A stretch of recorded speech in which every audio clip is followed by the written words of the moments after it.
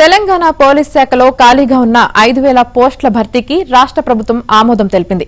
ఇందుకు సంబంధించి ఆర్థిక శాఖ ఉత్తర్వులు జారీ చేసింది.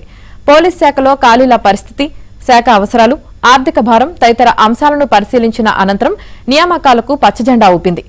భర్తీ చేయనున్న 5,000 పోస్టుల్లో civil sub inspector 148, armed reserve sub inspector 14, Telangana special police reserve sub inspector 12, SAR CPL sub inspector 3, assistant sub inspector 23 పోస్టులు ఉన్నాయి.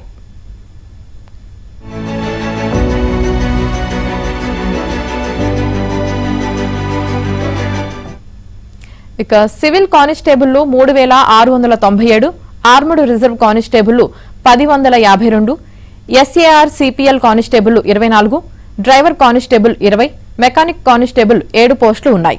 తెలంగాణ పోలీస్ నియామక మండలి ద్వారా ఈ పోస్టులను నేరుగా భర్తీ చేయనున్నారు.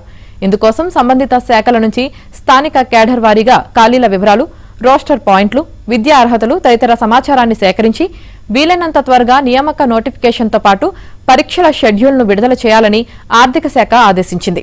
ఈ నిర్ణయంతో పోలీసు ఉద్యోగాల కోసం ఎంతో కాలంగా ఎదురుచూస్తున్న వేలాది మంది అభ్యర్థులకు ఊరట లభించింది.